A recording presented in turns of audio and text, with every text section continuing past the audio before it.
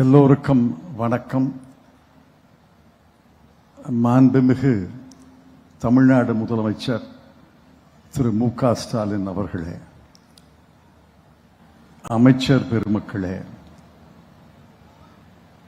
நாடாளுமன்ற உறுப்பினர் கார்த்தி அவர்களே, சட்டமன்ற உறுப்பினர்களே,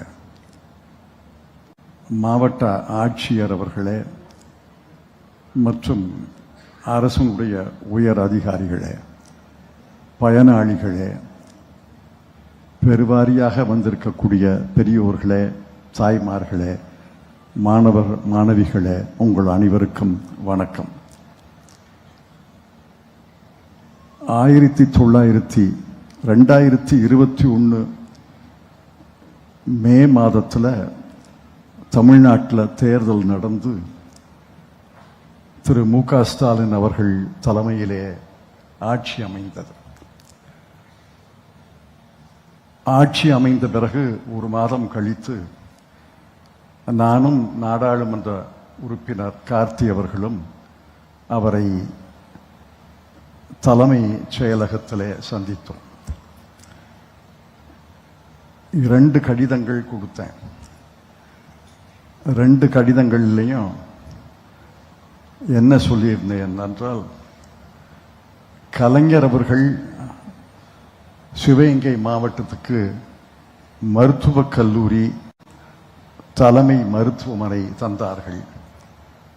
நீங்கள் உங்கள் ஆட்சியில் சட்டக்கல்லூரியும் வேளாண்மை கல்லூரியும் தர வேண்டும் என்று அன்போடு கேட்டுக்கொண்டேன். அதற்கு அவர் சொன்ன பதில் என் மனதிலே பசுமையாக இருந்தது. நான் அமைச்சர்கிட்ட பேசுகிறேன், தலைமைச் செயலாளர்கிட்ட பேசுகிறேன், துறை செயலாளர்கிட்ட பேசுகிறேன், அமைச்சரவையில் பேசுகிறேன்லாம். அதுக்கு என்ன செஞ்சிடலாமே, அவருக்கு நினைவிருக்கிறதோ இல்லையோ, எனக்கு நினைவிருக்கிறது. கவனமாக கேளுங்க. அதற்கென்ன செஞ்சிடலாமே, 2 வார்த்தை தான். அடுத்து சட்டமன்ற கூட்டம், சட்டசபை கூட்டம் நடந்தபோது அமைச்சர்கள் மூலமாக இந்த அறிவிப்பை வெளியிட்டார்கள். இங்கே 101 கோடி ரூபாய்க்கு சட்டக்கல்லூரி, 67 கோடி ரூபாய்க்கு வேளாண்மை கல்லூரி வந்திருக்கிறது. ஏறத்தாழ கல்வி மாவட்டமாக நம்முடைய சிவகங்கை மாவட்டம் மாறியிருக்கிறது. கல்வியிலே ஏறத்தாழ இந்த சிவகங்கை நாடாளுமன்ற தொகுதியும் சிவகங்கை மாவட்டமும் தன்னிறைவு பெற்ற மாவட்டங்களாக நாடாளுமன்ற உறுப்பினராக வந்திருக்கிறது.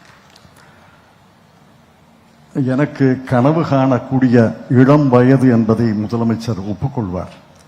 நான் பல கனவுகளை காண்கிறேன். இப்ப சொல்ல போறதில்லை, 3 மாதம் கழித்து வாய்ப்பு வரும்போது உங்களுக்கு வந்து சொல்வேன். அப்ப அதே வார்த்தை, அதுக்கு என்ன செஞ்சிடலாமே நீங்க சொல்ல வேண்டும் என்று கேட்டுக்கொள்கிறேன். மாவட்ட அமைச்சர் திரு பெரியகருப்பன் அவர்களுக்கு, முந்தைய மாவட்ட ஆட்சியர், இன்றைய மாவட்ட ஆட்சியர், மேனாள் நிதியமைச்சர், இன்றைய நிதியமைச்சர் தென்னரசு அவர்களுக்கு, வேளாண்மை துறை அமைச்சர் MRK பன்னீர்செல்வம் அவர்களுக்கு, சட்டத்துறையினுடைய முன்னாள் அமைச்சர் ரகுபதி அவர்களுக்கு, இன்றைய அமைச்சர் துரைமுருகன் அவர்களுக்கு, இங்கே கோவையிலே உள்ள தமிழ்நாடு வேளாண்மை பல்கலைக்கழகம், சென்னையிலே உள்ள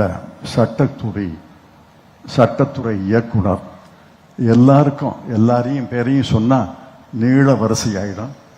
எல்லாருக்கும் என்னுடைய மனமார்ந்த நன்றியை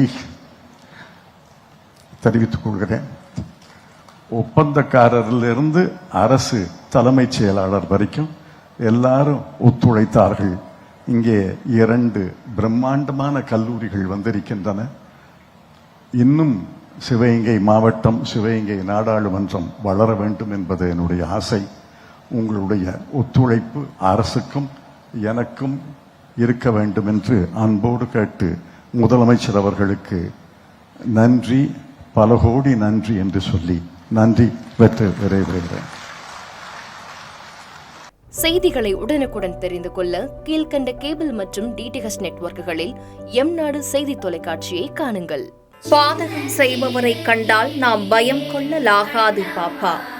மோதி மிதித்து விடு பாப்பா, அவர் முகத்தில் உமிழ்ந்து விடு பாப்பா. அண்மை செய்திகளை உடனுக்குடன் தெரிந்து கொள்ள இணைந்திருங்கள் எம்நாடு தொலைக்காட்சியுடன்.